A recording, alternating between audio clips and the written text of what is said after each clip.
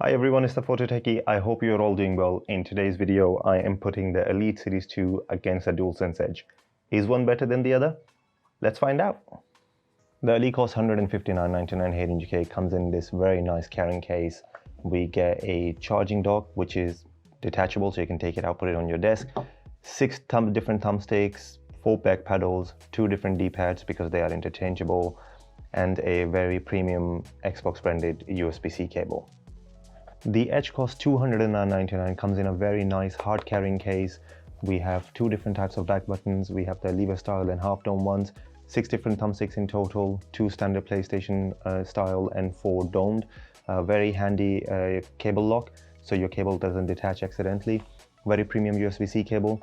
What I like about this case is when you put the controller in, the cable, if you put the cable inside, it doesn't make contact with the thumbsticks. So when you close the case, Xbox, you'd have to detach the thumbsticks or don't put the cable in, because when you close the case on Xbox Elite Series 2, it does make contact with the thumbsticks. So very, very nice design.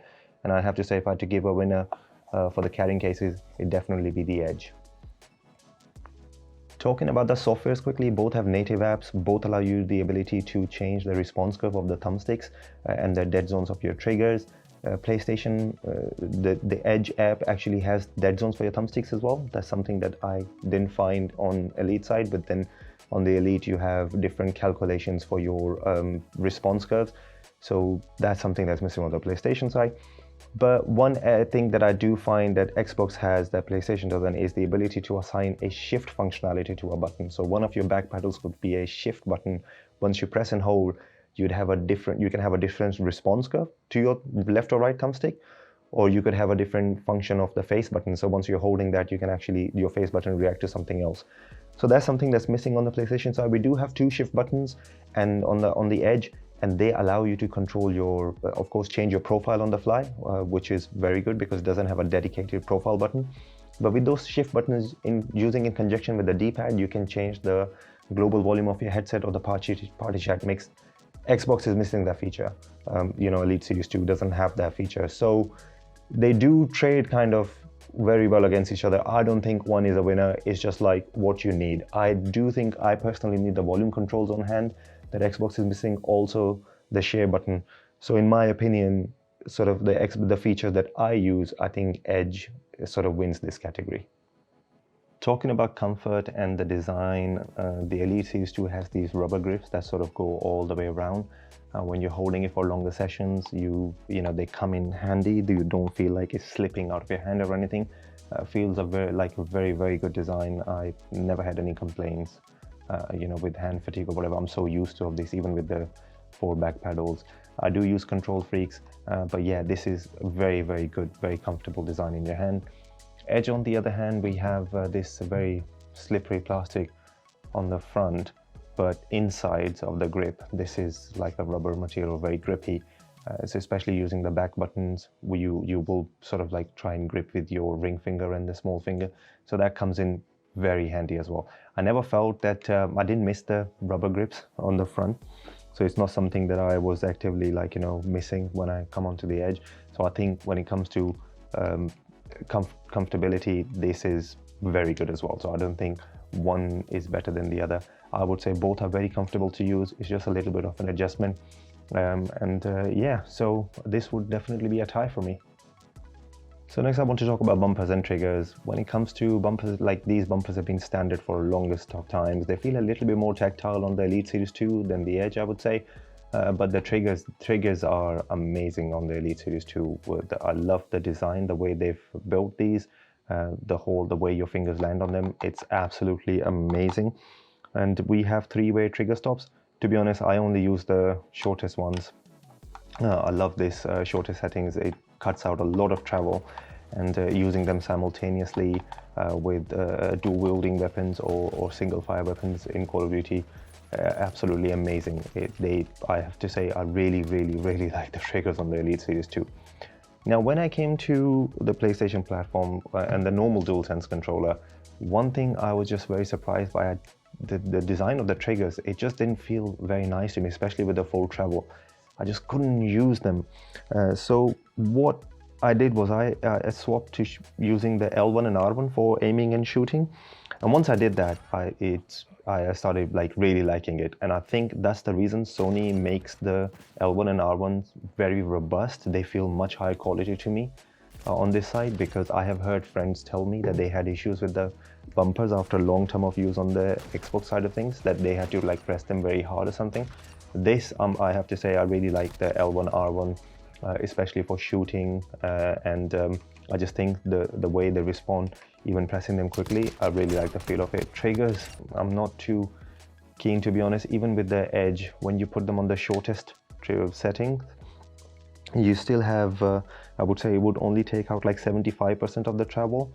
So you still have that 25% sort of travel left. And they don't, I just, you know, the way I'm using it, it just doesn't feel very nice. So if it comes to, like, if I have to say a winner for in the triggers category, I would say definitely the Elite Series 2. But the way I'm using this with the L1, R1, I can get the same functionality here as well. Next, I'd like to talk about the thumbsticks and aiming. On Elite Series 2, we have this magnetic system that you can just attach and detach thumbsticks. Your control freaks work perfectly on the standard style thumbstick that comes with it. Of course, I'm using a precision ring that works very well as well. When it comes to aiming, I'm just so used to it. I know the sensitivities I need to use on the Xbox side of things. I know my dead zones stay around 0.05 and 0.06. If I go any lower than 0.05, I get a little bit of a drift on the right hand side. 0.06 is where I think it's very comfortable to keep it.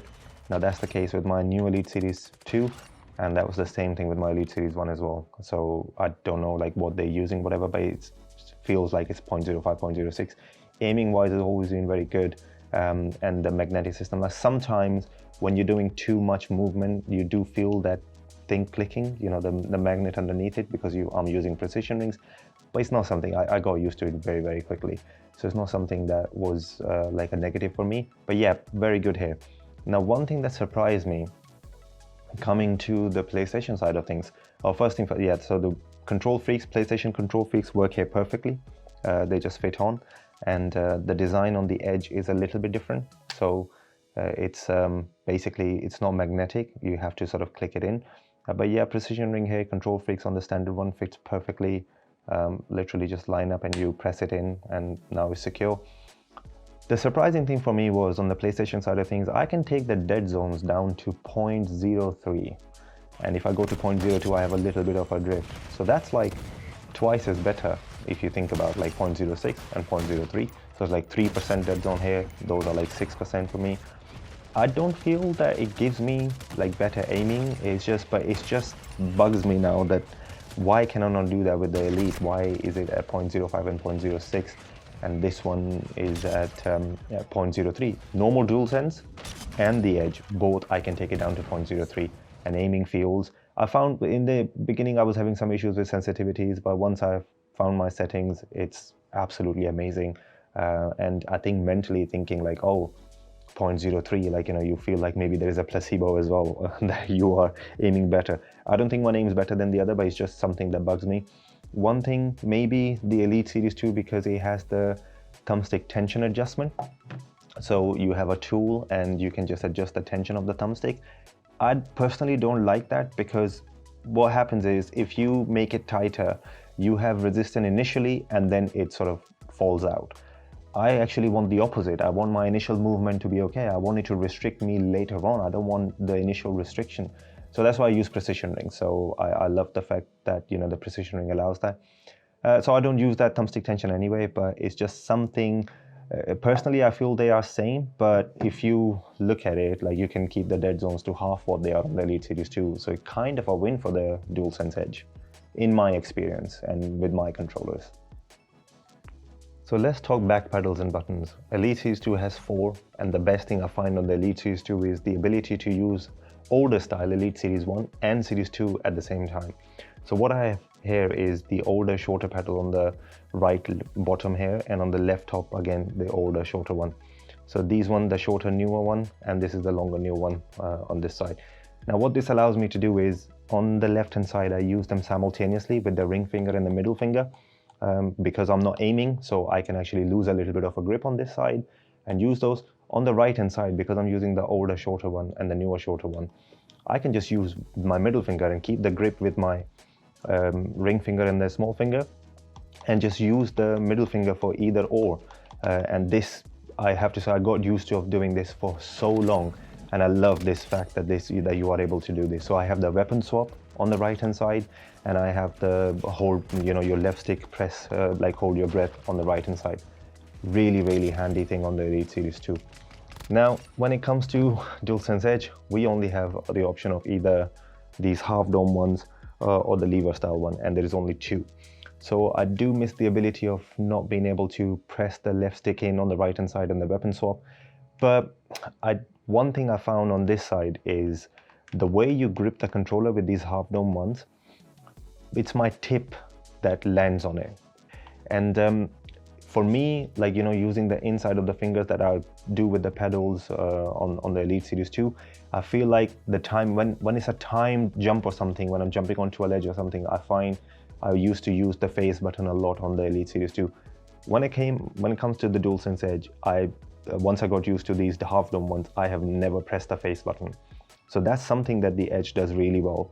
I just never use the cross and circle on the face anymore, but you only have two, so it's something that the Elite has. I wish they made a design where if you push them from underneath, it actuated like a different button. I wish that was the case, then we'd have four, but no, we only have two here. And as long as the two button design goes, I have to say these dome ones, these are the best I have used, because I have reviews on some other controllers with only two back buttons on my channel, and they are very good designs, but this is by far the best thing. So in all honesty, like, once I got used to this, I have to say I really do like it, but I do miss the ability to get those four back buttons. I just hope Sony makes a DualShock, like a DualShock 4 type of attachment that gives us maybe more buttons, or I don't know, they can come up with another solution. But yeah, so when it comes to back pedals, if you think about it objectively, you have four on the Elite Series 2, so Elite Series 2 is definitely the winner. But in all honesty, like, the way I'm playing, especially the fact that I can actually change the profiles very quickly, it does take, both of your thumbs come off the stick, and then you can change profiles. So press a shift button and press the button very quickly. You can just change. You don't need to wait for a menu or anything. So it does kind of like, you can quickly switch to a profile where you have hold breath on the right or weapon swap on the left. You can do that, but you are coming off the thumbsticks and constantly doing that. But back pedals, I have to say, if I have to crown a winner, would definitely be the Elite Series 2, but the Edge is not that far behind. So final thoughts, guys. Elite Series 2, 4 back pedals, and you can use 4 back pedals. You have some third-party options from Scuff. You have the Elite Series 1 pedals and Series 2, a lot of options there. Dualsense Edge, only 2 back pedals or buttons, the half dome ones, and only first-party options at the moment, but they are very good design as far as the 2-button design goes. And the Edge has some extra features. It has those 2 shift buttons to control the volumes on hand, which volume of your headset and the party and chat mix, which is quite amazing. Xbox is missing that. So if you like to use a headset plugged directly into a controller, if you have an audiophile grade headphones plugged directly into the controller, you are missing that functionality on the Elite Series 2 side that the Edge is giving you. Elite Series 2 has amazing triggers. The trigger stops hands down, like, the triggers are better on the Series 2. Edge is sort of lacking behind in my opinion, but I'm using L1R1 for aiming and shooting, so I don't miss them that much. And when it comes to Edge, it has a lot of new technology. So you have haptic feedback, the adaptive triggers, which is quite amazing. We have those shift buttons. Like I said, you can do a lot with those on hand. But then Xbox has the ability to assign a shift button to one of the pedals and then use a different response curve on your thumbsticks. If that's something that you'd like to do, only Elite Series 2 is providing you with that. So one big thing that the Edge has over the Elite Series 2 is the ability to change the thumbstick modules. So once it goes bad, you can actually just get a module, and it's £20 here in UK, which is much better than spending, for the whole controller. But then Elite Series 2 has Microsoft Complete, which is £15, and you have a 3-year damage cover as well. So if you damage your controller, Microsoft will replace it for you. And now, should these be a deciding factor on what platform you get on? So let's say if you're on old gen and you want to get onto like one of these current gen consoles, and you know, controller should be a thing.